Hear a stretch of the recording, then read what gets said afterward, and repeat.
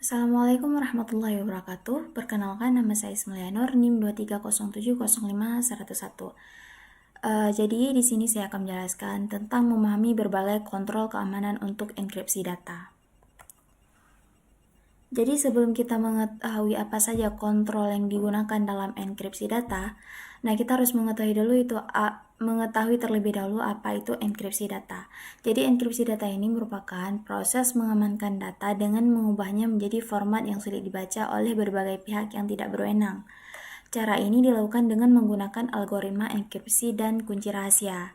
Enkripsi ini membantu kita menjaga kerahasiaan, integritas, dan autentikasi data serta melindungi data kita dari berbagai serangan cyber.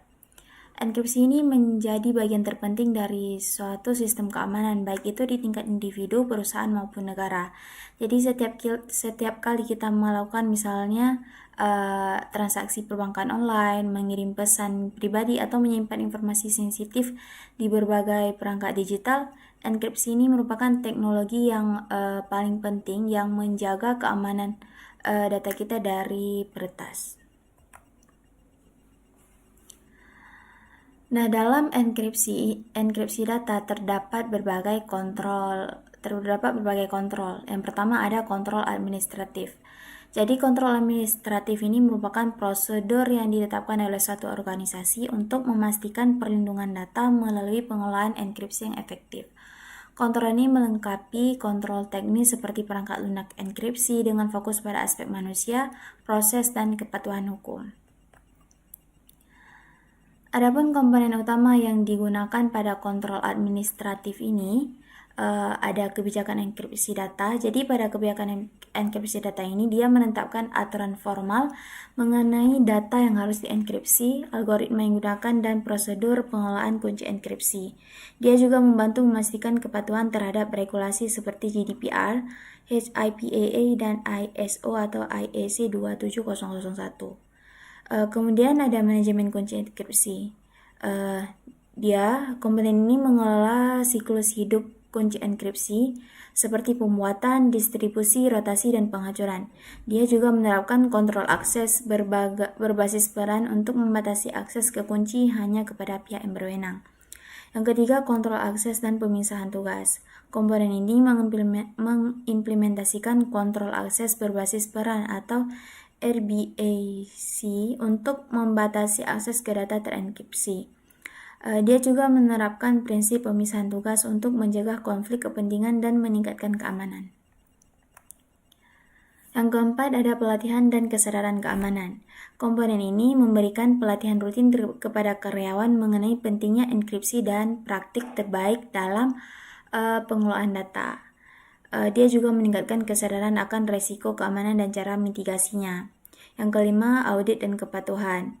Kontrol ini melakukan audit berkala untuk memastikan kebijakan enkripsi diikuti dan efektif.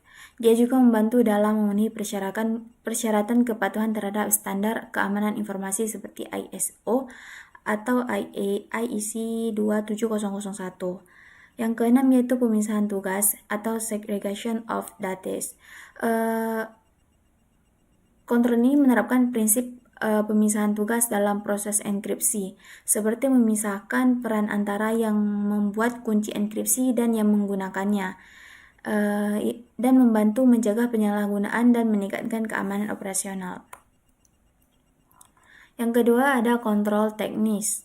Jadi kontrol teknis ini meliputi pemilihan algoritma, enkripsi yang tepat, manajemen kunci yang aman, enkripsi data saat disimpan dan saat dikirim, serta penggunaan sistem manajemen kunci atau key management system. Selain itu, kontrol teknis ini juga penting untuk mengedukasi pengguna tentang pentingnya enkripsi dan cara melindungi data mereka. Adapun langkah-langkah teknis untuk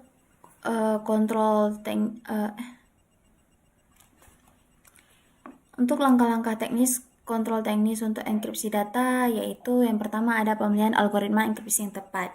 Gunakan algoritma enkripsi yang diakui secara luas dan aman seperti IAS atau Advanced Encryption Standard atau RSA 2048 atau Reverse Chamber Element. Pastikan juga algoritmanya pilih sesuai dengan kebutuhan dan persyaratan keamanan data yang ingin dienkripsi. Yang kedua, implementasi protokol enkripsi jaringan. Gunakan protokol SSL atau Secure Socket Layer untuk melindungi komunikasi online terutama pada situs web dan aplikasi. Bisa juga menggunakan protokol TLS atau Transport Layer Security yang berfungsi untuk memastikan keaslian pesan dan mencegah penyadapan data saat dikirimkan melalui jaringan. Yang ketiga yaitu manajemen kunci enkripsi. Gunakan sistem manajemen kunci atau key management system untuk mengelola kunci secara aman dan terorganisir. Pastikan kunci enkripsi disimpan dengan aman dan dirotasi secara berkala. Kontrol akses yang ketat terhadap kunci enkripsi untuk mencegah akses yang tidak sah. Yang keempat, enkripsi data di semua tahapan. Enkripsi data tidak hanya saat sedang dikirim atau data in transit, tetapi juga saat data disimpan atau data at rest.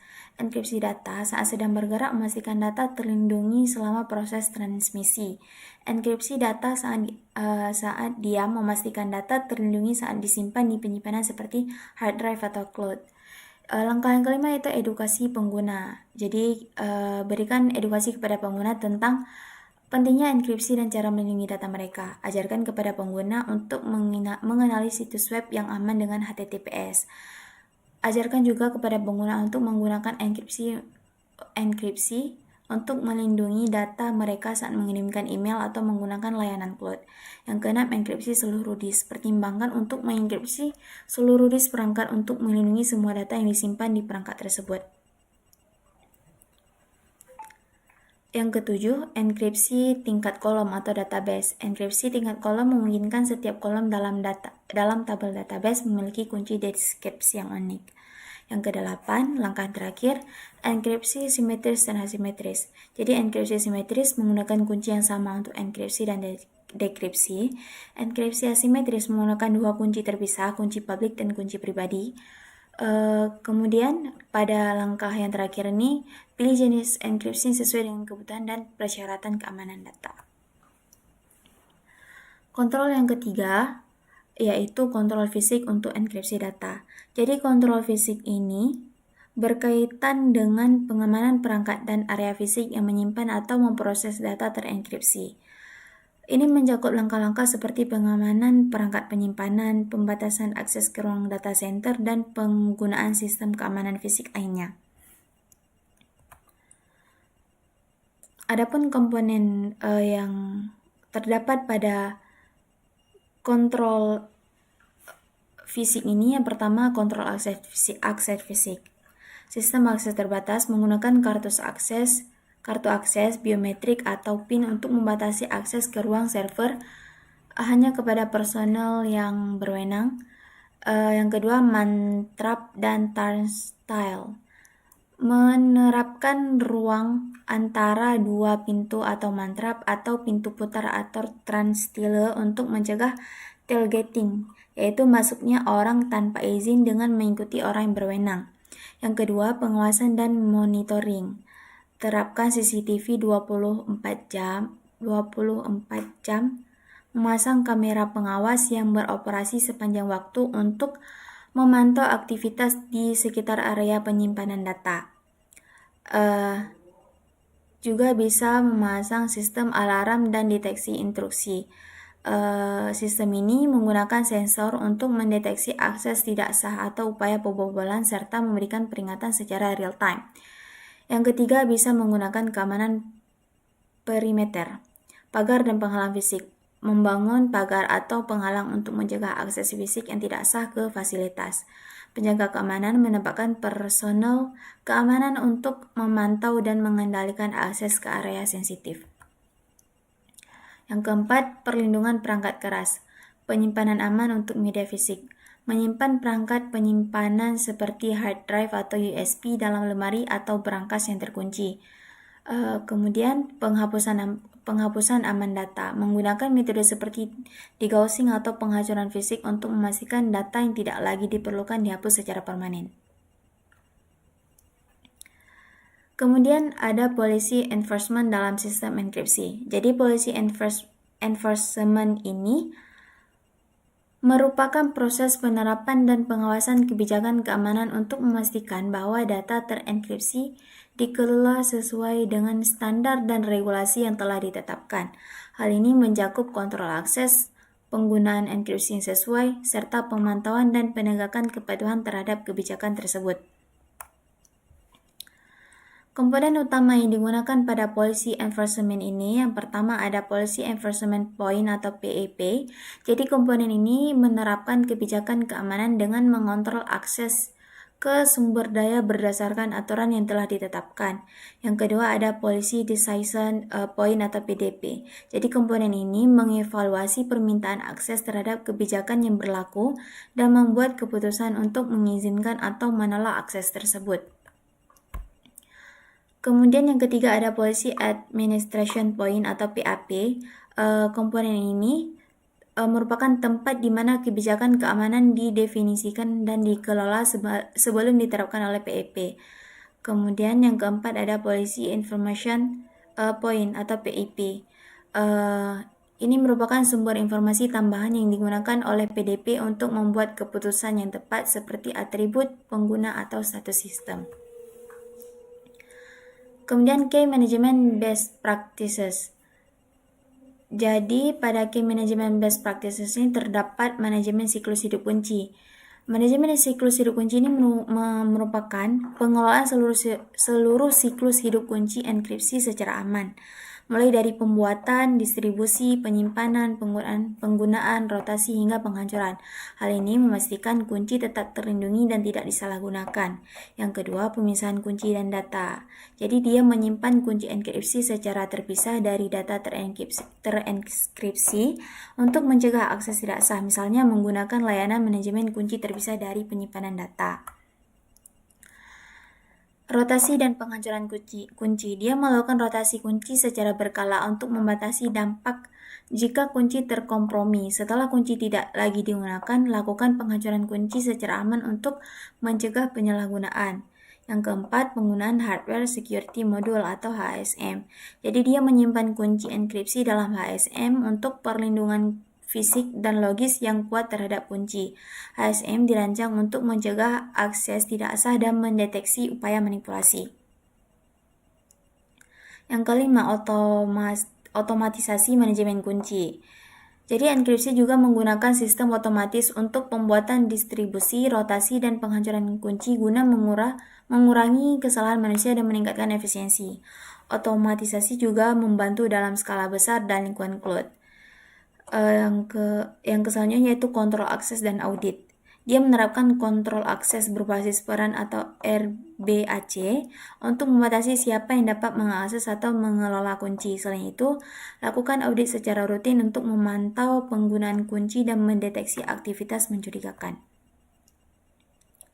Yang terakhir, kepatuhan terhadap standar dan regulasi, memastikan manajemen kunci sesuai dengan standar dan regulasi yang berlaku, seperti NIST SP 800-57, PCI DSS, dan GDPR untuk menjaga keamanan dan kepatuhan hukum. Kemudian ada juga implementasi kontrol enkripsi di berbagai lingkungan atau cloud dan lokal. Yang pertama, enkripsi di lingkungan cloud. Enkripsi sisi server atau SSE. Penyediaan cloud mengenkripsi data secara otomatis saat disimpan menggunakan algoritma seperti AES strip 256, contohnya seperti Amazon S3, Google Cloud Storage. Yang kedua, enkripsi sisi klien atau CSE. Pengguna mengenkripsi data sebelum mengunggah ke cloud, menjaga kontrol penuh atas kunci enkripsi, cocok untuk data sangat sensitif. Yang ketiga, bring your own key atau BYOK. Pengguna menyediakan dan mengelola kunci enkripsi sendiri, meningkatkan kontrol dan memenuhi persyaratan kepatuhan tertentu. Yang keempat yaitu manajemen kunci. Layanan seperti AWS, KMS, dan Google Cloud KMS membantu dalam pembuatan, rotasi, dan pengelolaan kunci enkripsi secara aman. Kemudian enkripsi di lingkungan lokal atau on-premises. enkripsi. Jadi di enkripsi lingkungan lokal ini ada yang pertama ada enkripsi disk penuh atau full disk encryption. Dia mengenkripsi seluruh isi disk untuk melindungi data saat perangkat tidak aktif. Yang kedua enkripsi file atau folder, mengenkripsi file atau folder tertentu untuk melindungi data secara spesifik. Yang ketiga manajemen kunci lokal, menggunakan perangkat keras seperti hardware security module atau HSM untuk menyimpan dan mengelola kunci enkripsi secara lokal. Jadi cukup sekian penjelasan materi tentang ini. Lebih dan kurang saya mohon maaf. Wassalamualaikum warahmatullahi wabarakatuh.